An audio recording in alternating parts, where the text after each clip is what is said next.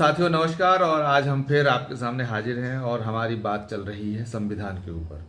इसके पहले कि आज हम आगे बढ़ें, हमारा अनुरोध है कि आप यदि पहली बार से हमारे चैनल को देख रहे हैं तो आप सब्सक्राइब कर लीजिएगा और एक शेयर कर दीजिएगा और लाइक भी कर दीजिएगा।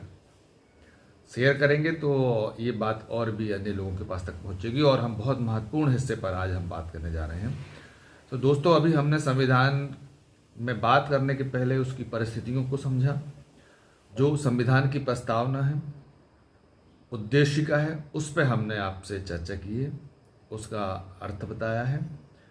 अब आज हम बताते हैं कि संविधान को लिखते समय जो उसका स्ट्रक्चर है उस पर पहले उसको समझ लेना बहुत ज़रूरी है। तभी आपको संविधान अगर आप पढ़ेंगे, खुद भी पढ़ेंगे, तो आप उसको बारीकी से समझ पाएंगे, अन्यथा बहुत मुश्किल होगी आपको समझना। तो संविधान को मूल रूप से संविधान में जो 3 घटक आपको देखने को मिलेंगे। जैसे हम कोई भी किताब पढ़ते हैं तो उसमें अध्याय होती हैं, अध्याय के साथ साथ फिर उसमें कुछ और चीज़ें होती हैं तो उसमें परिशिष्ट में लिखा जाता है। ऐसे ही हम संविधान निर्माताओं ने इसको सरल करने के लिए, समझने के लिए जो है संविधान को के मुख्य 3 घटक, स्ट्रक्चरल घटक कह सकते हैं उनको। संविधान को मूल रूप से पहले 22 अध्यायों में बांटा गया था। हम संविधान में उसे अध्याय न कह के हम वहाँ पे भाग कहते हैं, अंग्रेजी में उसे पार्ट्स कहते हैं। तो शुरुआती तौर पर जब लिखा जा रहा था तब वो 22 भागों में था। अभी संविधान को 25 भागों में बांट दिया गया है। दूसरा हुआ अनुच्छेद। तो जो संविधान में जो नियम हैं और जो प्रावधान लिखे गए हैं उनको अनुच्छेद कहा जाता है और इसे संख्या के तौर पर लिखा जाता है कि अनुच्छेद 1, अनुच्छेद 2, अनुच्छेद 3, अनुच्छेद 4, इस तरीके से। हमने अभी बताया आपको कि जो भाग होते हैं, एक भाग के अंदर कई अनुच्छेद होते हैं। और तीसरा जो घटक आता है, वो तीसरा घटक आता है अनुसूचियां।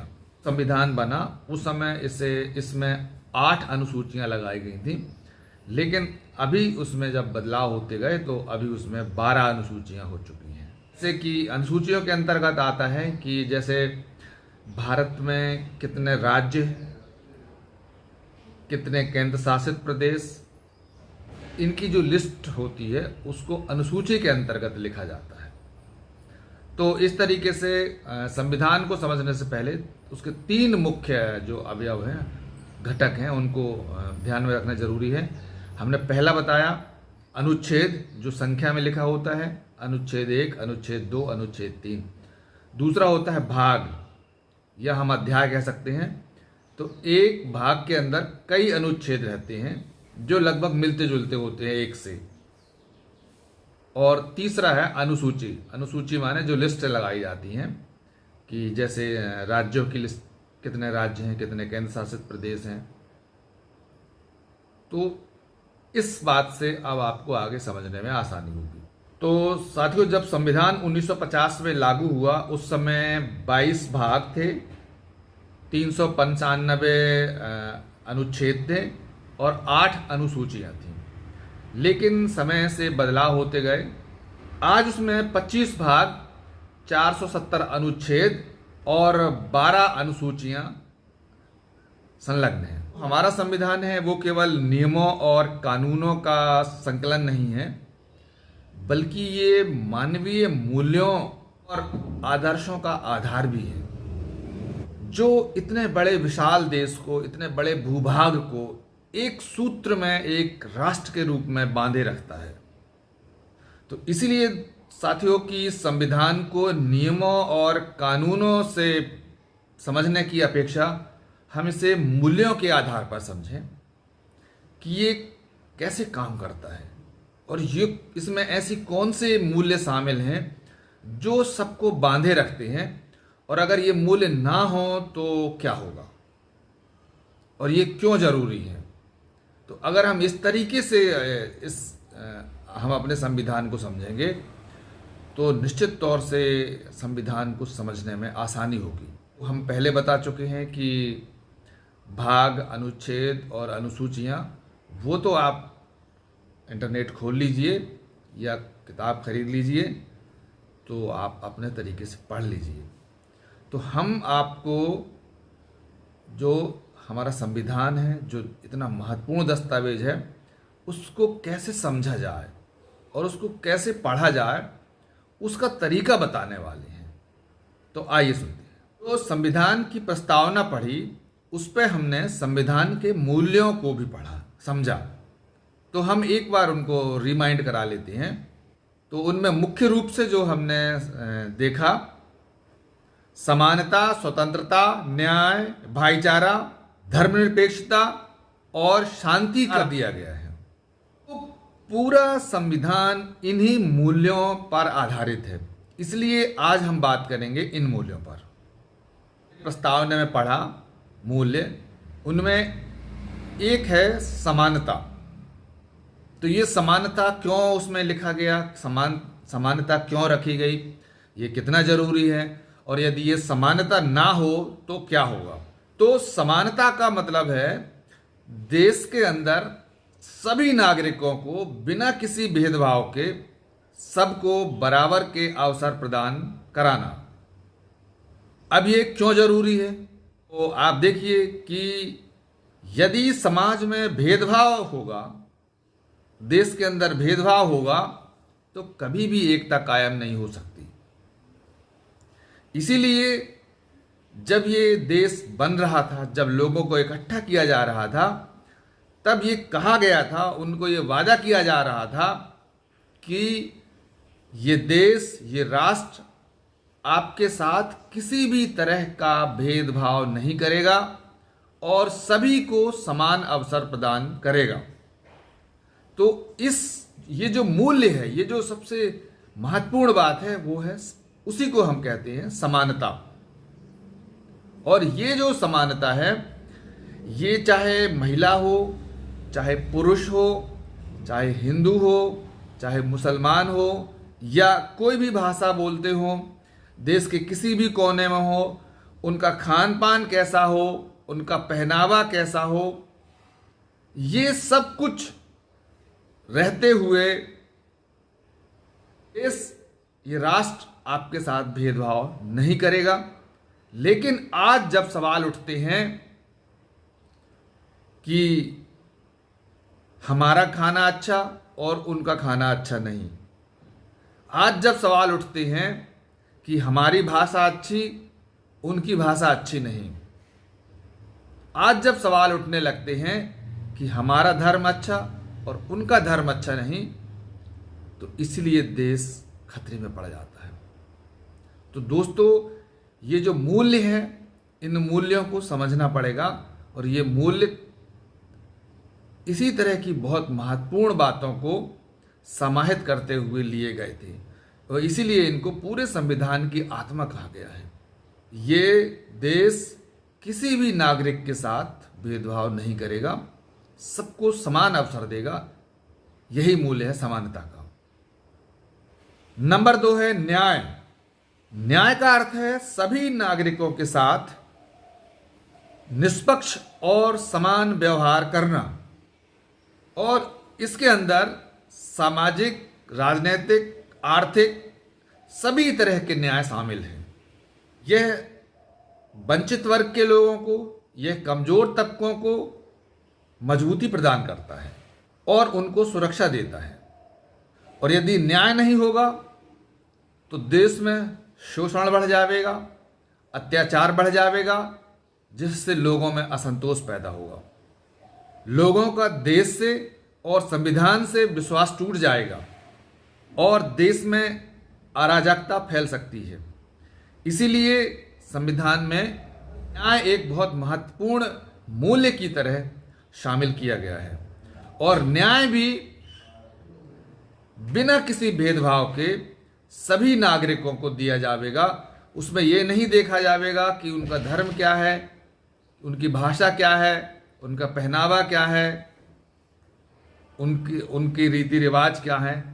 न्याय का इससे मतलब नहीं है। तो बिना इस तरह का देखे, बिना भेदभाव किए सभी नागरिकों को इस देश ने गारंटी दिया है, इस राष्ट्र ने गारंटी दिया है कि हम आपके साथ न्याय करेंगे। और आज जब देखने को मिलता है कि कुछ लोगों को न्याय बहुत आसानी से मिल जाता है और कुछ लोगों को न्याय के लिए बहुत संघर्ष करना पड़ता है, तब लोगों के अंदर असंतोष पनपता है, तब लोग अंदर से दुखी हो जाते हैं। तो इसीलिए साथियों, न्याय बहुत महत्वपूर्ण है संविधान के लिए और देश के लिए और राष्ट्र के लिए और हम सब के लिए। नंबर 3 है भाईचारा। भाईचारा का मतलब है सभी नागरिकों के बीच आपसी प्रेम, सहयोग और सम्मान का भाव। यह विविधता में एकता की भावना को मजबूत करता है, लोगों में आपस में प्रेम बढ़ाता है और बिना भाईचारे के लोग अपने आप को असुरक्षित महसूस करने लगते हैं। समाज में तनाव पैदा हो जाता है, समाज में अलगाव बनने लगता है और समाज कई टुकड़ों में बंट सकता है और विभाजनकारी ताकतें हावी हो सकती हैं। इसीलिए हमारे जो संविधान निर्माताओं ने संविधान में भाईचारा माने फ्रेटर्निटी एक बहुत महत्वपूर्ण मूल्य की तरह उन्होंने रखा और इसका होना बहुत जरूरी है।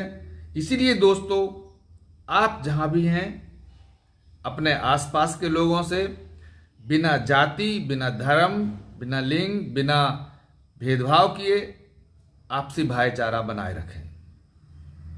नंबर 4 है धर्मनिरपेक्षता, सेक्युलरिज्म। इसका मतलब है कि जो लोग सत्ता में रहेंगे, जो लोग राज्य में रहेंगे, जिनके हाथों में सत्ता रहेगी, जो इस राज्य को संचालित करेंगे, वे सभी धर्मों को समान रूप से सम्मान देंगे और उनका कर्तव्य है कि वे बिना भेदभाव के, बिना ये कहे हुए कि हमारा धर्म अच्छा है और उनका धर्म अच्छा नहीं है, सभी धर्मों को समान भाव से देखें और सभी धर्मों का सम्मान करना बेहद जरूरी है। यह इसलिए जरूरी है कि जो धार्मिक रूप से अल्पसंख्यक हैं, यह मूल्य उनको स्वतंत्रता और सुरक्षा प्रदान करता है। और ये जब देश बन रहा था, तब लोगों को इकट्ठा किया जा रहा था और उनको गारंटी दी जा रही थी, उनसे बात कही जा रही थी कि आप इस देश के साथ रहिए, आपके साथ किसी भी तरह का भेदभाव नहीं किया जाएगा। तो यदि धर्मनिरपेक्षता समाप्त कर दिया जाए या हटा दिया जाए, तो दोस्तों, हमारा देश कई धर्मों का देश है। हमारे देश में कई धर्मों को मानने वाले लोग हैं, उनके अंदर असंतोष पनपेगा, अलगाव पैदा होगा, वो दुखी होंगे और व्यक्ति अगर दुखी है, व्यक्ति के अंदर असंतोष है, तो वो एक राष्ट्र के रूप में ठीक नहीं है। इससे समाज में संघर्ष बढ़ सकती है। इसीलिए साथियों, जो लोग सत्ता में हैं, जो लोग पदों में हैं, उनको इस बात को समझना चाहिए कि वो किसी को भी धर्म के आधार पर हेट न करें और सबको, सभी धर्मों को समान मौका दें, सभी धर्मों का सम्मान करें। 5वां नंबर है स्वतंत्रता। स्वतंत्रता का मतलब है कि विचार, अभिव्यक्ति, धर्म और उपासना मतलब पूजा पाठ की स्वतंत्रता। तो इसमें भी वही बात है कि हर एक नागरिक को इस देश ने गारंटी दिया था कि हम आपको पूरी स्वतंत्रता प्रदान करेंगे, धार्मिक, अपना धर्म मानने की, अपना आस्था, अपनी विश्वास और अपने विचारों को व्यक्त करने की। लेकिन हमको बीच बीच में लगने लगता है कि आज लोग कुछ सहमे हुए हैं, अपनी बात ठीक से कह नहीं पा रहे हैं और आज लोगों को दबाया जा रहा है। तो ये स्थितियां ठीक नहीं हैं और इसीलिए संविधान खतरे में पड़ जाता है। लोग कहते हैं कि संविधान खतरे में है। यदि लोगों को बोलने में डर लग रहा है, अपनी बात को कहने में डर लग रहा है, अपनी पूजा पाठ करने में लोगों को डर लग रहा है, तो ये देश के लिए ठीक नहीं है। और इसीलिए यदि संविधान से स्वतंत्रता जैसे मूल्य को अलग कर दिया जाए तो बहुत गहरा असंतोष पैदा हो जाएगा, लोगों के बीच में संघर्ष बढ़ जाएंगे और ये देश के लिए ठीक नहीं है और तानाशाही बढ़ सकती है। छठवां मूल्य जो है वो है शांति, पीस। शांति का मतलब है हिंसा रहित समाज का निर्माण करना, इसमें लोग आपसी सहयोग और संवाद से अपनी समस्याओं का हल निकालें। और शांति अगर समाज में बनी रहेगी तो समाज का विकास होगा और देश का विकास होगा और देश में समृद्धि आएगी।